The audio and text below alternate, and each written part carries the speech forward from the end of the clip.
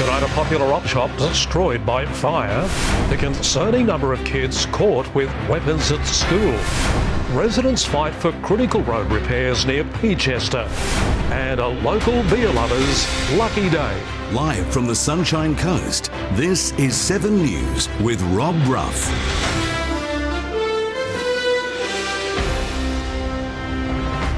Good evening. Thanks very much for joining us. Police are investigating after a fire tore through a popular Sunshine Coast op shop, destroying everything inside. The local community has been quick to rally behind the organisation, starting a fundraiser to help keep its doors open. This is all that's left of the Soquilchie Rescue Ranch op shop. Raging flames tore through the building in Cullengaw around 4 on Saturday morning. Fire crews worked for more than an hour to extinguish it, but unfortunately the charity shop was destroyed. The organisation had been leasing the site since March last year and were devastated to find it gutted. I got here and unfortunately it was true. The group takes donations from the community and sells them for a profit, which is used to help animals in need. It's very emotional and really hard. It was hard sinking in. And it's really important that we look after sites like this. People have quite an affection to this building, and so we were really saddened to hear about it. 7 News understands the building's owner is committed to rebuilding the facility, and in the meantime the op shop will move to another storefront. A fundraiser has been started online to help them relocate, and investigations into the incident are ongoing. Anyone with information is urged to come forward. Rebecca Jensen, 7 News. There are calls for a zero-tolerance approach to drugs and weapons being brought into our schools after new data reveal thousands of incidents were reported last year. A disturbing rise in vaping is believed to be driving up the numbers of drug-related incidents. Confronting scenes are becoming common in Queensland schools. On the Sunshine Coast, a student allegedly armed with a knife sent classrooms into lockdown. In Rockhampton, 35 students were caught vaping in a toilet block, both videos painting a shocking picture of schools in 2023. The state Labor government is losing control of safety in our schools. In response to a question on notice, Education Minister Di Farmer revealed students were suspended or excluded 600 times for weapons-related incidents in 2023 and 6,000 times for drug-related incidents. That includes the use of tobacco and vaping. We did see, particularly through 2023, a large spike in vaping incidences in our schools. The state opposition is calling for a zero-tolerance approach to crack down on the behaviour. This is jeopardising both student safety, but also the safety and welfare of teachers and staff. And potentially adding more strain to a profession that's already under pressure. We have students coming with increased complexity into our schools. We know that our schools are not properly resourced to do the full job that they need to do. Jade Richards, 7 News. If you're eating dinner right now, you might want to look away for this next story. Disturbing images have been posted online of a rat claimed to have been found in a wrap from Beefies at Aussie World on Saturday. The famous pie shop says all ingredients for the wrap have been withdrawn from all of its locations as a precaution. Management is also reviewing CCTV inside and outside the building. It follows another post online of a rat found in a Community Coast salad bag here on the coast, who says it's investigating with the supplier. A living and affordability report has found Queensland has the highest rent, energy, insurance and health prices in the country. Residents are delving deeper into debt just to be able to afford the essential items.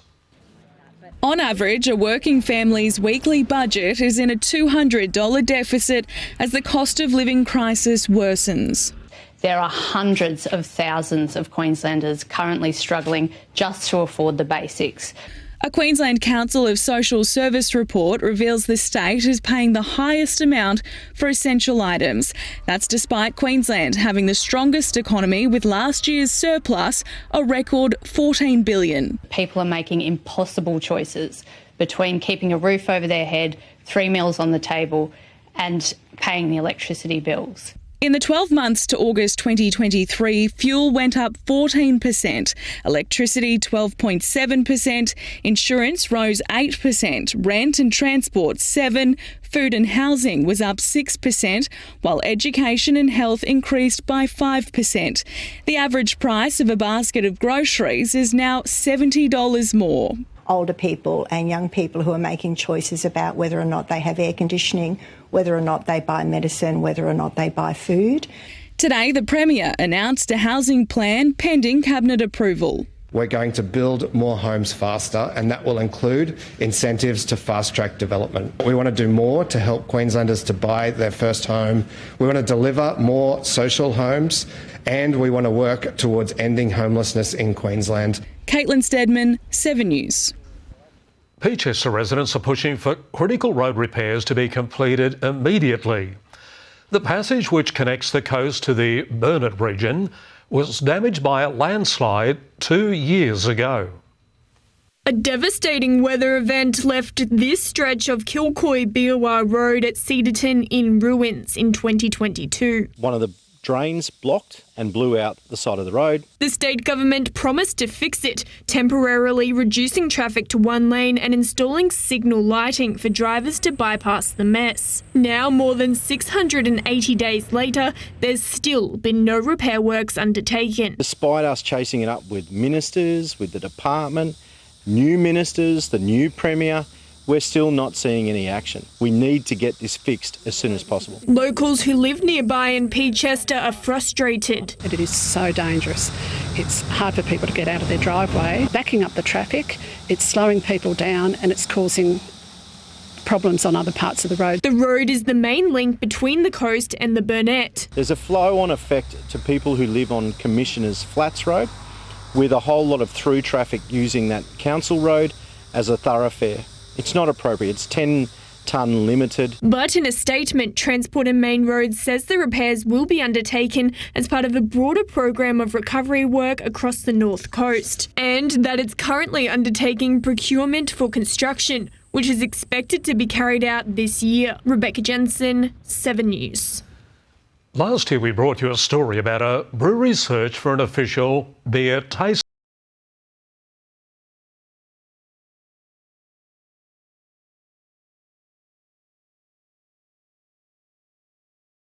who caught the eye of Noosa Team. And yes, that's his real name. Perfect taste, a symphony of flavours. Just wondering if you wanted to be our chief beer tasting officer. No way, fellas, in real? Yeah. Mate, I'm absolutely stoked and I loved it. Now, Jack isn't a professional taste tester, but says he loves a lager and he'll be paid $250 an hour. Good on you, mate. We'll take a break in a moment. New research laying bare Gen Z's bedtime phone habits. And a final farewell from Pomona Silent Theatre's 90-year-old organist.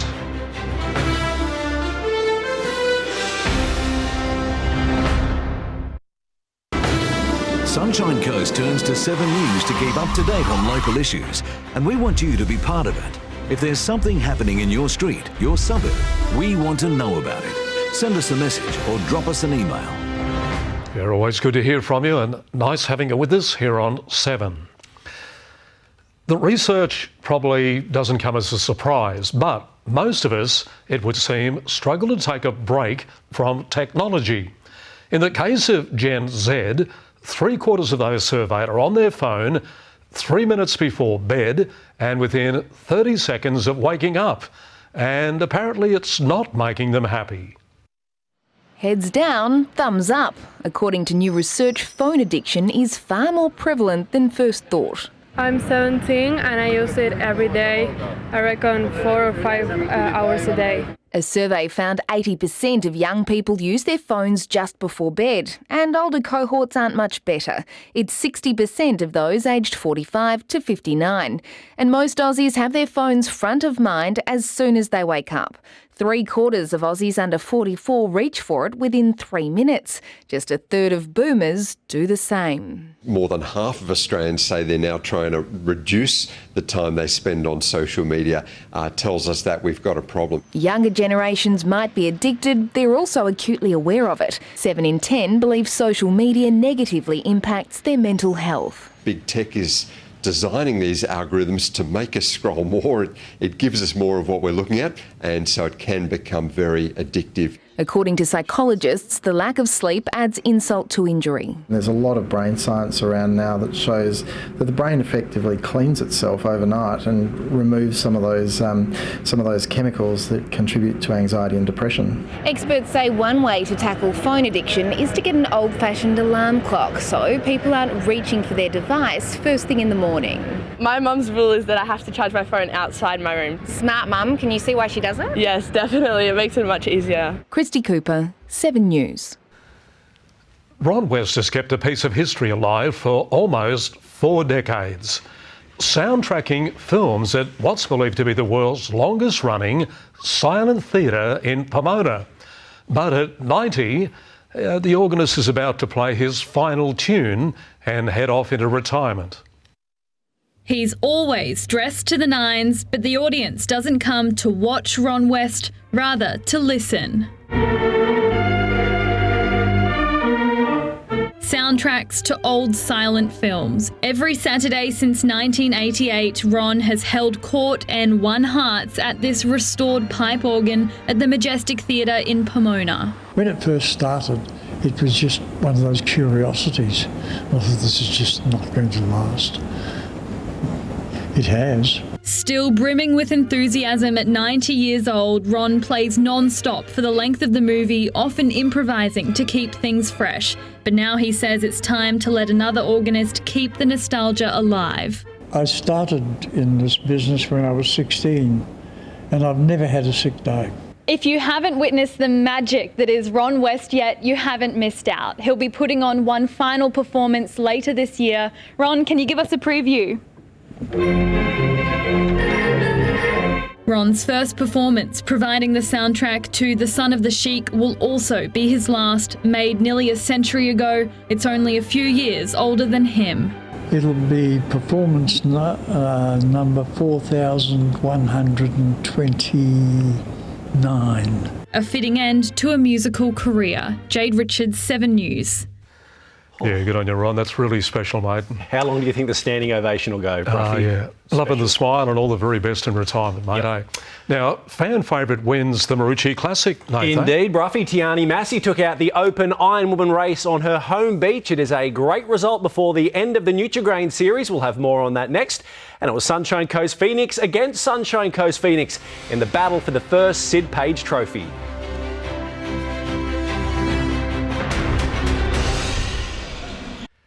And welcome back. Well, Maroochydor's Tiani Massey will take some great form into this weekend's final rounds of the Nutrigrain series, where she'll look to secure a top 10 finish. The 23-year-old Ironwoman's coming off a big win in the latest Summer of Surf event, the Marucci Classic.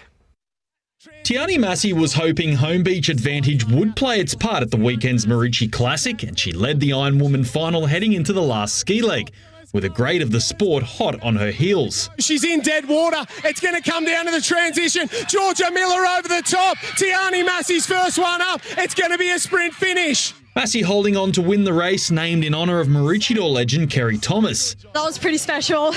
Every time I ran around the transition, all I heard was just screaming and go Tiani, go T. The win adding to a big day of results for the Black Swan. It's just so inspiring to see Maroochydore, kicking it to these Gold Coast clubs. Another was their Olympic swimming hopeful Sam Short, who dominated the men's surf race. He should have no dramas at all getting this one done on his home stretch of sand. Ladies and gentlemen, put your hands together for Sam Short. Attention will soon turn to June's Paris trials. I want to give myself the best opportunity to try and make my first Olympics. and I'll try and do as many surf carnivals as I can along the way because I think it's great cross-training. Meanwhile, the Ironman winner was Northcliffe's Joe Collins. Luke McGarry, 7 News. And Noosa's Thomas Raymond made history at the Australian Open Water Swimming Championships with a triple gold medal haul by winning the 5 and 10 kilometre races and the relay. The 21-year-old thanked his coach John Rogers and Noosa's Paris Olympic hopeful Nick Sloman, who missed the event with the rest of the World Championship team. I have a lot of grateful emotion towards my teammates and my training partners. So, yeah, no, I have a lot of thanks for them preparing me into this meet.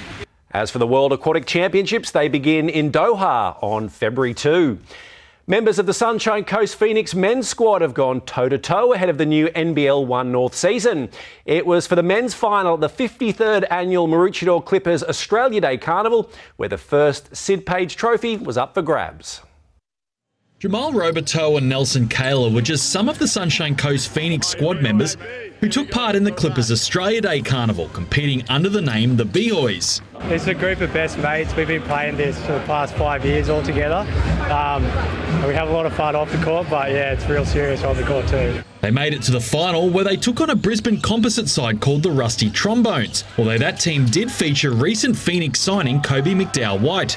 The locals home 52-48 and winning the first Sid Page Trophy. We started training 2 weeks ago, and yeah, it's really good to have a run right before the season, get all the cobwebs out. In the women's Brisbane outfit, the Rusty Trumpets were far too good for the Cosmos, winning the final by 30. It's hot as hell up here, but it's a good run around and it's good to come out, and play against people from all different levels, so yeah, it's good fun. The long weekend carnival also featured a 3-point contest. We have people coming all the way from Brisbane, the Gold Coast, and even some out-of-state teams, but it is predominantly just southeast Queensland. Luke McGarry, 7 News. Our Sunshine Coast Lightning Diamonds will return home as Nations Cup champions after Australia crushed England in this morning's final. And the Diamonds coach kept to her usual plan of rotating throughout the game.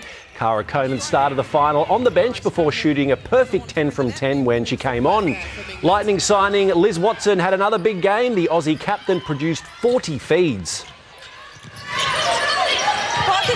Oh, wow, lovely play. Garbin, that exit. Yeah, the Diamonds with a big win, 69-49. Win here, it's hard to win international netball, and that's been our theme for this game, and I thought they came out of the blocks hard and, we built momentum. 24 hours earlier, the Diamonds faced Uganda for the first time and won that game by 14. And 16 wickets fell on the opening day of the Sunshine Coast Scorcher men's must-win Queensland grade cricket clash at Ipswich. After 3 straight weekend washouts, the Coast were finally back in action and sent in on a tough track. Harrison Clark-Burnham and Alexander Maidment produced crucial half-centuries, allowing the Scorchers to post 188. Leighton Chick then set the tone with a wicket second ball. The home side's reeling at 6 for 64 at stumps, heading into day 2 on Saturday. Meanwhile, the Scorcher women's game against Ipswich was abandoned yesterday due to rain, and they won't have captain Georgie Boyce for the rest of the season. The skipper is heading back home to England due to stress fractures in her left foot. The Coast remain second on the ladder. Let's hope we'll see her back on the Coast again next season, Broughy, and that's it for sport tonight. Thanks, Beautiful, mate. Thank you very much, Dave. How's that humidity going? We'll check the weather in a moment. Could be some rain coming. Liv will join us right after the break.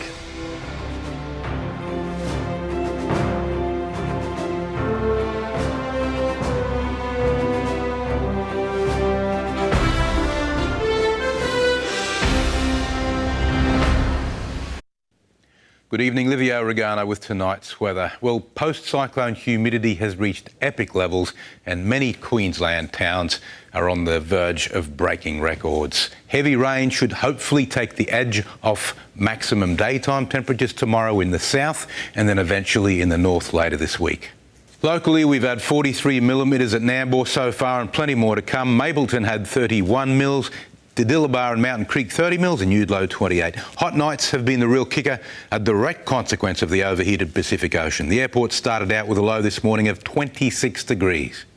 To the satellite loop now, you can see the spiral nature of ex-Curly still over northwest Queensland, producing flooding rains. Evacuations are present in the area. In the southeast, it's also starting to fill in with heavy rain. We've got saturated atmosphere to depth. You can feel the moisture. It couldn't be possibly fuller with water. It's already started raining heavy on the Darling Downs, and in the next 12 hours, it'll fill in right across the southeast. Now, today's chart, monsoon trough across central Queensland. There's the low that was Curly sitting right on top of it. Exceptionally humid winds in the tropics coming from the Arafura Sea and crossing the equator. On tomorrow's chart, we have a new trough forming offshore, producing the uplift required for the heavy rain in southeast Queensland. As the southeasterly pushes north later in the week, we'll get that heavy rain in the tropics as well. The latest from BOM now. Boating forecast for Sunshine Coast waters. Southeasterlies just 10 to 15 knots at first, but really kicking in by the end of the day up to 25 knots and then reaching 20 to 30 knots by Thursday from the southeast. Surf's under a metre and not too dynamic at the moment, though flash rips are common on most beaches. So as always, please do swim between the red and yellow flags. As we swiftly sail away from Friday's full moon, our tidal peaks are softening. Tomorrow's high tide's expected around late morning and it's not that big. For the southeast coast, a severe weather warning and flood watch is current for heavy rain and potentially severe thunderstorms. Maroochydore 25 to 29 degrees, Nambour 27, Gympie 28. And looking ahead, rain easing off during Wednesday before showers increase again for the weekend. Days should start getting cooler, but very steamy at night. We all know it's been a hot summer, but why does humidity make the heat so much worse? Thing is, you sweat just as much in dry heat, but your sweat evaporates before you even realise it. Evaporation helps carry heat away from your body and keep the skin cool. But on humid days, the air's so saturated it can't evaporate your sweat properly. It's like trying to dry a towel in a damp closet. Perspiration just sticks to your skin and the body has no way of cooling itself. Hope that makes sense, and I hope the heat passes soon. Now it's back to the team. Yeah, wonderful, Liv. Good on you, mate. Thanks very much for your company, and we'll look forward to seeing you tomorrow night. Take care. Good night.